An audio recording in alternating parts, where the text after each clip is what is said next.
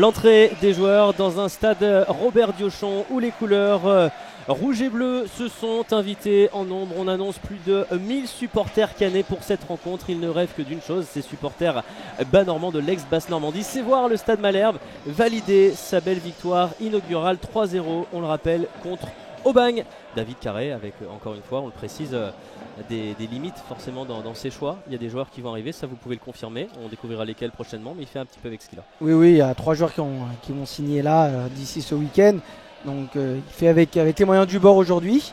Donc avec 2 jeunes de l'équipe réserve qui sont titulaires, qui sont Samuel Comoriz et Warren Sebil qui a joué la semaine dernière.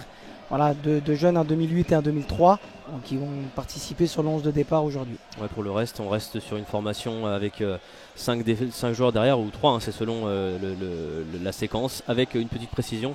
Vous le connaissez bien, Samuel Comoriz, vous avez participé à sa venue ici à QRM. Il sera peut-être plutôt dans l'axe, plutôt numéro 10, derrière le duo Sidia Descalom.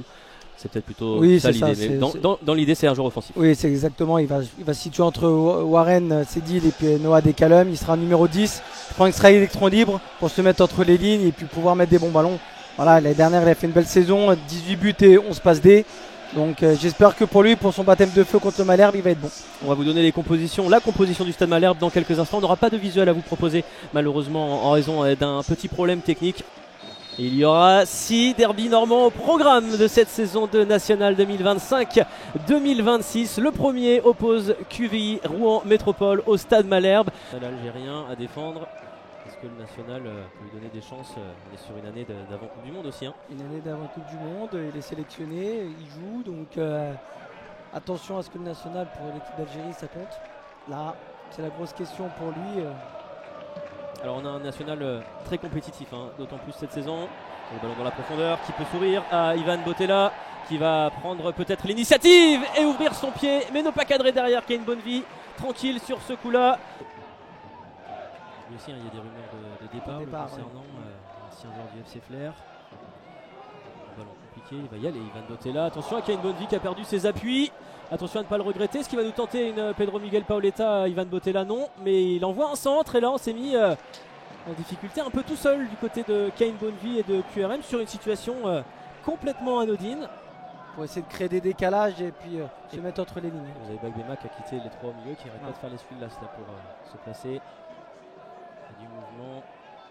Ça c'est bien fait, on s'est effacé comme ça parce que Maxime Etuin il a un temps d'avance. Ivan Botella qui va pouvoir récupérer ce ballon et marquer.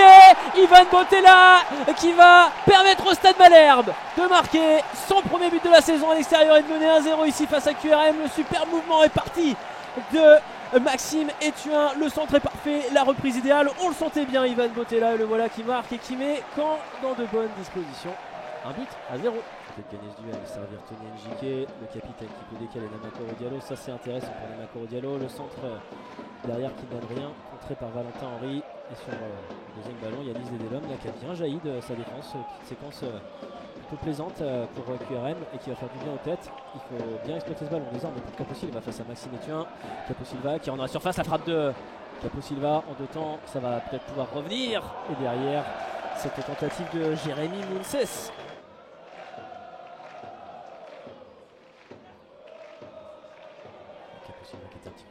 Attention à Belkacem Daliamar, on le sait capable avec ce pied droit. Touche à venir pour QVI Rouen Métropole. Elle ne donnera rien, c'est récupéré par Valentin Henry, l'ex de Rodez là avec énormément d'énergie. Et à nouveau des longs ballons avec Bilal Brahimi. Ivan Botella, c'est bien fait là de la part d'Ivan Botella pour servir son partenaire. Alors voilà, Botella, Amad Diakité est à l'opposé. On va chercher le relais sur Belkacem Daliamar qui tente la frappe, cette fois-ci c'est cadré. Mais c'est sans inquiétude et sans problème pour Kane Bonnevie. Entrée, que vous soyez en Ligue 1, en Ligue 2, en Ligue 3. Alors je dis Ligue 3, hein. Je mets un petit peu la charrue avant les bœufs. Mais vous voyez bien l'idée. Un national qui aurait vocation à changer de nom dès l'année prochaine. Le Malherbe espère ne plus y être en tout cas. Mais il faut maintenir de la concentration. Ibrahima Samoura, l'ancien Océlien, qui va pouvoir armer une frappe sur son pied gauche. C'est cadré. Les joueurs de QRM en action. Yasser Baldé qui a amené de sa personne là. Petit temps fort côté de QRM. Jérémy Mounses qui est le dernier joueur à couvrir. Attention. On récupère récupère haut du côté d'Yanis Dedelom et d'Ibrahima Samoura qui peut envoyer sur Noah Dekalom. La frappe de Noah Dekalom qui ne va pas réussir à trouver le cadre, mais ça se rapproche et c'est la preuve que le Stade Malherbe Caen n'est pas encore sorti d'affaire.